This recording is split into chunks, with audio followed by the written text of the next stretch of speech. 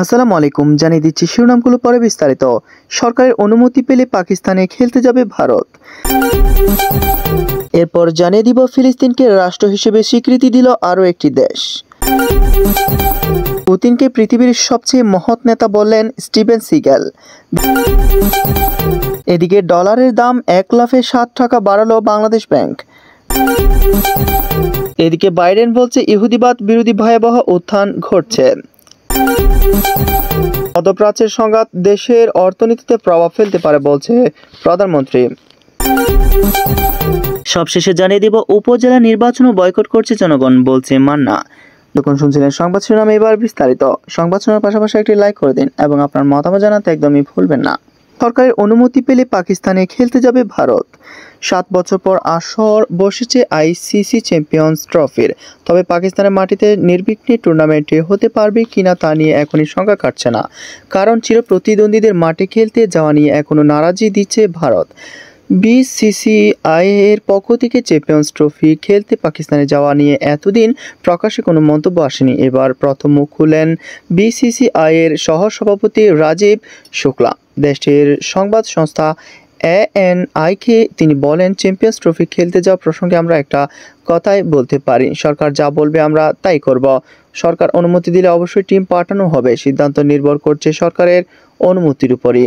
Pakistan cricket board চাচ্ছে ভারতীয় দল দেশটিতে খেলতে যাক। ইতিমধ্যে তারা আইসিসির কাছে খসড়া সূচিও দিয়েছেন, যেখানে 3টি ভেন্যু বেছে নিয়ে বাবর আজমের দেশ। এর মধ্যে ভারতের ম্যাচ রাখা হয়েছে লাহোরে, কারণ হিসেবে বলা হচ্ছে ভ্রমণ সংক্রান্ত নিরাপত্তা ঝুঁকি এড়ানো এবং ভারতীয় সীমান্তের কাছাকাছি শহরটি অবস্থান হওয়ার দেশটি ক্রিকেট ভক্তদের যাতায়াত সহজ হওয়ার কথা। ওই একই ভেন্যুতে টুর্নামেন্টের ফাইনালও হওয়ার কথা রয়েছে। এর আগে সর্বশেষ এশিয়া কাপে পাকিস্তানে খেলতে যাননি রোহিত শর্মারা। তাদের ম্যাচগুলো নিরপেক্ষ ভেন্যুতে ফেলতে এশিয়া কাপের অধিকাংশ খেলা হাইব্রিড মডেল মেনে শ্রীলঙ্কার মাটিতে আয়োজন করা হয়। এবার ওই মডেলের চ্যাম্পিয়ন্স ট্রফিরও আয়োজনের দাবি বিসিসিআই এর এক কর্মকর্তার বরাতে কিছুদিন আগে ভারতের আরেক সংবাদ সংস্থা এমন তথ্য জানিয়েছিল। 2008 সালে এশিয়া কাপ খেলতে সর্বশেষ পাকিস্তানে গিয়েছিল ভারত। পরবর্তীতে পাকিস্তান ভারত শেষ দ্বিপাক্ষিক সিরিজ হয়েছে 2012-13 মৌসুমে। ভারতের মাটিতে সেই সিরিজ খেলতে গিয়েছিল পাকিস্তান। কয়েক মাস আগেই আইসিসি ওয়ানডে বিশ্বকাপ হয়েছে ভারতে, সেখানে বাবররা খেলে এসেছেন, কিন্তু রাজনৈতিক বৈরিতার কারণে বিশ্বের সামনে এসে পাকিস্তানে গিয়ে খেলার বিষয়ে বারবার নিজেদের অনীহার কথা জানিয়ে আসছে বিসিসিআই। এবারও তারা শর্ত হিসেবে ভারতীয় সরকারের অনুমতি পাওয়ার কথা উল্লেখ করেছে। পর জানিয়ে দিব ফিলিস্তিনকে রাষ্ট্র হিসেবে স্বীকৃতি দিল আরও একটি দেশ। ফিলিস্তিনকে একটি রাষ্ট্র হিসেবে আনুষ্ঠানিকভাবে স্বীকৃতি দিয়েছে উত্তর আফ্রিকার দেশ বাহামাস। সাম্প্রতিক সপ্তাহগুলোতে বেশ কিছু রাষ্ট্র ফিলিস্তিনিকে স্বীকৃতি দিয়েছে। শেষ রাষ্ট্র হিসেবে তারাও এই তালিকায় যোগ দিল। বুধবার কাতার ভিত্তিক সংবাদ মাধ্যম আল জাজিরা জানিয়েছে, মঙ্গলবার এক বিবৃতিতে বাহামাসের পররাষ্ট্র মন্ত্রণালয় ঘোষণা করেছে তারা এই বিষয়ে ক্যারিবিয়ান সম্প্রদায়ের ঐক্যমতে যোগ দিয়েছে। বিবৃতিতে বলা হয়েছে, বাহামা 1973 সালে স্বনিয়ন্ত্রণের একটি আইনের মাধ্যমে একটি স্বাধীন জাতি হয়ে ওঠে। তাই বাহামা ফিলিস্তিনি জনগণের স্বনিয়ন্ত্রণের আইনি অধিকারকে সমর্থন করে। গত সপ্তাহে ত্রিনিদাদ ও টোবাগো সরকার ঘোষণা করেছে তারা আনুষ্ঠানিকভাবে ফিলিস্তিনকে রাষ্ট্র হিসেবে স্বীকৃতি দিচ্ছে।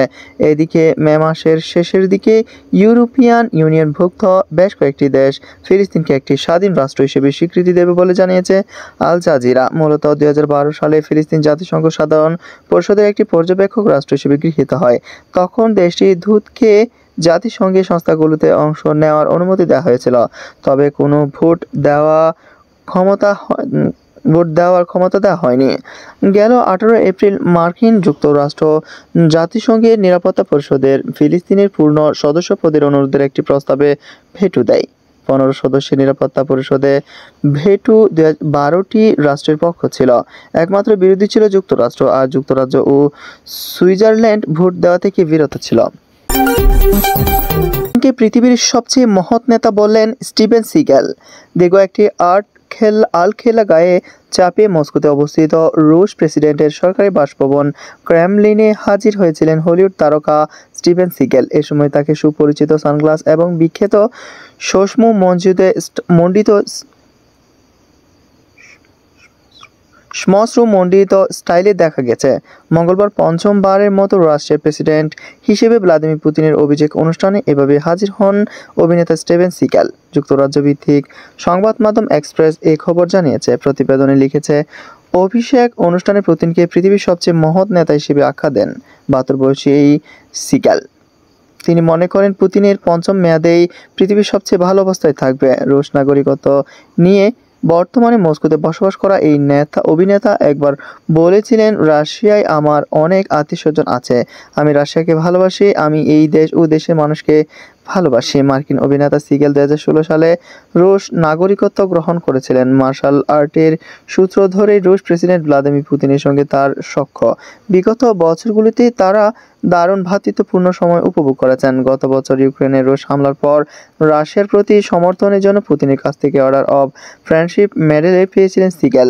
সেই সময় নিজেকে তিনি এক মিলিয়ন শতাংশ রাশিয়ান হিসেবে বর্ণনা করেছিলেন। সম্প্রতি ফক্স নিউজের কাছে রাশিয়া এবং ইউক্রেনকে একই পরিবারের দুই সদস্য হিসেবে আখ্যা দিয়ে তিনি বলেন, আমাদের বেশিরভাগেরই রাশিয়া এবং ইউক্রেনের পরিবার রয়েছে। যুক্তরাষ্ট্রের মিশিগানে জন্ম নেওয়া এই অভিনেতা অতীতে নিজের বাবাকে বিশুদ্ধ রাশিয়ান হিসেবে বর্ণনা করেছিলেন। তার দাদা ছিলেন একজন রুশ ইহুদি অভিবাসী। সিগেল রুশ নাগরিকত্বের বিষয়ে ক্রেমলিনের মুখপাত্র দিমিত্রি পেসকভ বলেছিলেন, এটা তার ইচ্ছাই হয়েছে, তিনি সত্যি আবেদন করেছিলেন। দিমিত্রি আরও বলেন, তিনি তার নাগরিকত্ব গ্রহণের জন্য দীর্ঘদিন ধরে লেগেছিলেন। আমাদের দেশের প্রতি উষ্ণ আবেগের কথা প্রকাশের জন্য তিনি সুপরিচিত। এই দেশের কোনো গোপন বিষয় তিনি কখনোই বাইরে নিয়ে যাননি। আর তাছাড়া অভিনেতা হিসেবে তিনি একজন বিখ্যাত মানুষ, এটা তো সবারই জানা। এদিকে ডলারের দাম 1 লাফে 7 টাকা বাড়ালো বাংলাদেশ ব্যাংক। ডলারের দাম 1 লাফে 7 টাকা বাড়িয়েছে বাংলাদেশ ব্যাংক। দীর্ঘদিন 110 টাকায় থাকা টাকা অফিসিয়াল রেট একদিনে 117 টাকা উন্নীত করা হয়েছে। বাজারের চাহিদার তুলনায় সরবরাহ কম এবং আন্তর্জাতিক মুদ্রা তহবিলের ঋণের শর্তের কারণে এই দাম বাড়ানো হয়েছে বলে জানিয়েছে কেন্দ্রীয় ব্যাংক। বুধবার বাংলাদেশ ব্যাংক এ বিষয়ে একটি সার্কুলার জারি করা হয়েছে। সার্কুলারে বলা হয়, এখন থেকে ক্রলিং পেগ নামে নতুন পদ্ধতিতে ডলার কেনা বেচা হবে। এই পদ্ধতিতে বুধবার ডলারের রেট 117 টাকা নির্ধারণ করা হয়েছে। গত বছরের সেপ্টেম্বর থেকে আজ পর্যন্ত ডলারের দাম ছিল 110 টাকা, যা ছিল অ্যাসোসিয়েশন অব ব্যাংকার্স বাংলাদেশ ও বাফেদা নির্ধারিত। 1 লাফে ডলারের দাম 60 টাকা বাড়ানোর প্রেক্ষিতে ব্যবসায়ীরা বলছেন, আমদানি নির্ভর দেশ হওয়ায় আমদানি খরচ বেড়ে যাবে, পণ্যের দাম বাড়বে, আমদানিতে নেতিবাচক প্রভাব পড়বে, ফলে মূল্যস্ফীতি আরও বেড়ে যাবে, চাপ বাড়বে সাধারণ মানুষের উপর। বাইডেন বলছে, ইহুদিবাদ বিরোধী ভয়াবহ উত্থান ঘটছে। প্রেসিডেন্ট জো বাইডেন যাকে তিনি ইহুদিবাদ বিরোধী ভয়াবহ উত্থান বলে বর্ণনা করেছেন, সেই প্রসঙ্গটি তুলে ধরেন, যেখানে তিনি তার ভাব গম্ভীর ভাষণে দুটি নিষ্ঠুর ঘটনাকে একসঙ্গে উত্থাপন করলেন। হলোকস্টের বার্ষিক স্মৃতি তর্পণ এবং গাজায় সংঘাতের 7ম মাসে প্রবেশ। মঙ্গলবার যুক্তরাষ্ট্রের হলোকস্ট মেমোরিয়াল মিউজিয়ামে বার্ষিক স্মরণ দিবসে বাইডেন এইসব কথা বলেন। বাইডেন বলেন, বিশ্বে ঘৃণা বহু মানুষের অন্তরে গভীরে গৃহীত রয়েছে। তিনি যুক্তরাষ্ট্রের ক্যাপিটলে একদল বিধায়ক এবং নাৎসি জার্মানি হত্যাকাণ্ড থেকে প্রাণে রক্ষা পাওয়া কয়েকজন বয়োবৃদ্ধ লোকের সামনে ভাষণ দিচ্ছিলেন। দ্বিতীয় বিশ্বযুদ্ধের সময় নাৎসি জার্মানি পরিকল্পিতভাবে 60 লাখ ইহুদিকে নিশ্চিহ্ন করে দেওয়ার পদক্ষেপ নেয়। তার মন্তব্যে বাইডেন সেই ঘটনার সঙ্গে জঙ্গি ফিলিস্তিনি গোষ্ঠী হামাসের বিস্ময়কর হামলার যোগসূত্র স্থাপন করে, যেখানে 7 অক্টোবর 1200 বেসামরিক ইসরায়েলি প্রাণ হারান। এই আক্রমণের কারণে যে সংঘাত সূচনা হয় তা আজ অবধি চলছে এবং এতে 34,000-এর বেশি ফিলিস্তিনি নিহত হন। বাইডেন বলেন, অক্টোবরের ওই হামলার পর আমরা যুক্তরাষ্ট্র এবং গোটা বিশ্বে ইহুদিবাদ বিরোধী ভয়াবহ উত্থান দেখেছি। এখন এই যে আমরা আছি 75 বছর পর নয়, 7.5 মাস পর, আর জনগণ ইতিমধ্যে ভুলে যাচ্ছে যে এই সন্ত্রাসের সূচনা করেছিল হামাস। ইহুদি সম্প্রদায়কে আশ্বস্ত করে বাইডেন বলেন, আপনারা আছেন এবং থাকবেন। ইহুদি জনগণের সুরক্ষা, ইসরায়েলি নিরাপত্তা এবং স্বাধীন ইহুদি রাষ্ট্র হিসেবে তার টিকে থাকার অধিকার সম্পর্কে আমরা প্রতিশ্রুতি লৌহদৃঢ়। এমনকি আমরা যখন দ্বিমত প্রকাশ করি তখনও Jewish council for public affairs এর প্রধান নির্বাহী কর্মকর্তা এমি স্পট স্পটালোনিক বাইডেনের ভাষণের ভূয়সী প্রশংসা করেন এবং এক বিবৃতিতে বলেন, ইহুদিবাদ বিরোধিতা শুধু ইহুদিদের জন্য নয়, সবার জন্যই সমস্যা। এদিকে মধ্যপ্রাচ্যের সংঘাত দেশের অর্থনীতিতে প্রভাব ফেলতে পারে বলছে প্রধানমন্ত্রী শেখ হাসিনা বলেছেন, মধ্যপ্রাচ্যে যে সংঘাত পরিস্থিতি আভাস দেখা যাচ্ছে তার প্রভাব গোটা বিশ্বে পাশাপাশি বাংলাদেশের অর্থনীতিতেও ঘটতে পারে। তিনি বলেন, বর্তমানে মধ্যপ্রাচ্যের সংঘাতপূর্ণ পরিস্থিতি সৃষ্টির যে আভাস দেখা যাচ্ছে তা সারা বিশ্বের পাশাপাশি বাংলাদেশের সামাজিক, রাজনৈতিক এবং অর্থনৈতিক ক্ষেত্রেও প্রভাব ফেলবে বলে ধারণা করা যায়। বুধবার জাতীয় সংসদে ডক্টর শামীম উদ্দিন আহমেদ শিমুলের এক প্রশ্নের জবাবে তিনি এসব কথা বলেন। এ প্রসঙ্গে তিনি আরও বলেন, বিশেষ করে বিশ্ববাজারে অস্থিতিশীলতা, বাজার ব্যবস্থাপনায় অসামঞ্জস্য এবং বিশ্বব্যাপী জ্বালানি তেলের মূল্য বৃদ্ধির সূত্রে দেশে মূল্যস্ফীতি কিছুটা বৃদ্ধি পাওয়ার সম্ভাবনা থাকে। এছাড়া সংঘাতপূর্ণ পরিস্থিতির কারণে পণ্য সরবরাহের সাপ্লাই চেইন ক্ষতিগ্রস্ত হলে মূলত ইরান বা পার্শ্ববর্তী অঞ্চলের রপ্তানি সংশ্লিষ্ট পরিবহন খরচ বৃদ্ধি পেতে পারে। এতে পণ্য তৈরি ও সরবরাহের ব্যয় বৃদ্ধি পাওয়ায় রপ্তানিকারীরা কঠিন প্রতিযোগিতার সম্মুখীন হতে পারে। প্রধানমন্ত্রী বলেন, একথা ঠিক যে এই সংঘাত কী মাত্রায় রূপ নেবে এবং এর অর্থনৈতিক প্রভাব কী হতে পারে তা নিয়ে অনিশ্চয়তা রয়েছে। ওই পরিস্থিতি সামাল দিতে রপ্তানি বাণিজ্যের প্রতি গুরুত্বারোপ ওই খাতকে সহযোগিতা করার আবশ্যকতা তৈরি হতে পারে। এই অবস্থায় আমার সরকারের সব মন্ত্রণালয় বিভাগকে আমি নির্দেশ দিয়েছি যাতে প্রত্যেকে মধ্যপ্রাচ্যের চলমান ঘটনা প্রবাহের উপর নজর রাখে এবং এই বিষয়ে নিজ নিজ করণীয় নির্ধারণ করে। বিশেষ করে এই সংঘাত দীর্ঘ হলে কোনো সেক্টরে প্রভাব পড়তে পারে তা বিবেচনায় নিয়ে প্রয়োজনীয় প্রস্তুতি নেওয়ার জন্য আমি নির্দেশ দিয়েছি। উপজেলা নির্বাচনও বয়কট করছে জনগণ বলছে মান্না।